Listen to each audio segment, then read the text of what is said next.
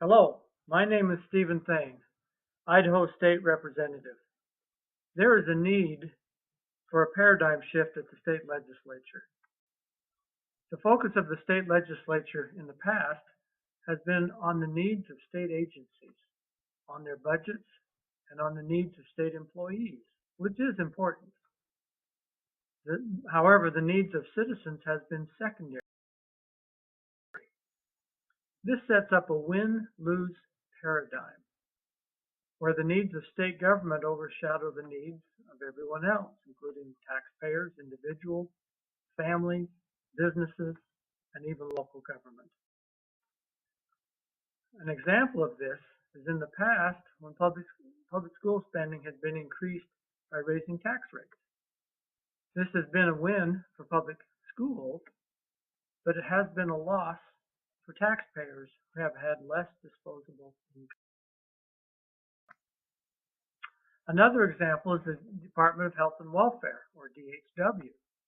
In 2011, they had a $128.5 million increase in general fund allocations, and this year's request is for another $65 million increase.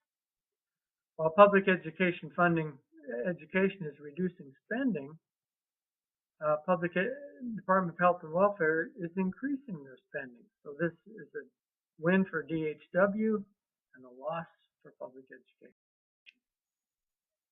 A new paradigm is needed, a win-win paradigm where the needs of taxpayers, individuals, families, businesses, and local government are balanced with the needs of state government and everyone benefits. America now has a win-lose political system. This pits the taxpayer against the tax user, rich against poor, Republican against Democrat, special interest groups against the taxpayer. A win-lose paradigm is unhealthy, unwise, and destructive. For example, the Occupy Wall Street crowd. Occupiers say that special interest groups have received unfair benefits, and they are right. Their solution, they say it's our turn for special benefits. This is not the solution. Win-win is needed, but how is it to be accomplished? The first key is to focus on the needs of the private sector, particularly the needs of the big six: energy production, logging, manufacturing, mining, fisheries, and agriculture. The reason is tax revenue and personal income is generated by the private sector, and so is all wealth. It is not generated by government. So let's see what happens when the private sector contracts. Tax revenues decline. Let's take this pie, which represents a $50 billion state domestic product for the state of Idaho. At a 5% tax, you have about $2.5 billion of tax generated. If the state domestic product shrinks by $10 billion, tax revenue declines by $500 million. This is a lose-lose scenario, where no one benefits. However, when the private sector expands, tax revenues increase. So you have the same $50 billion state domestic product, which yields $2.5 billion in taxes. A $60 billion state domestic product at 5%, so no increase in the tax rate, would yield $3 billion in taxes, or $500 million more in tax revenue, and an increase of $10 billion to the private sector. This is a win-win scenario. This is how we set up a win-win paradigm.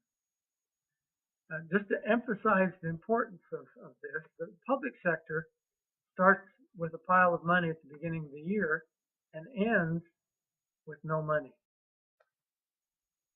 An economy cannot grow by growing government.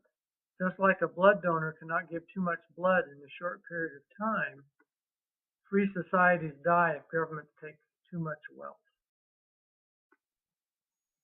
The second key is to increase everyone's productivity, just not in the private sector, but also in the public sector. An example of this is the 8 and 6 proposal, which increases student productivity. Students beginning in junior high can take online summer classes for credit advancement and take a full load during the school year, and many will graduate from high school with 2 years of college. This would save them as much as $20,000 per student. Another example is the Department of Health and Welfare food stamp program. If the purchase of staples was encouraged, and that was tied to cooking classes, we could get better nutrition at less cost. Another idea is to have a photo ID to cut down on fraud, because we shouldn't be helping people that really aren't deserving. And also load the card 2 times per month rather than only once per month.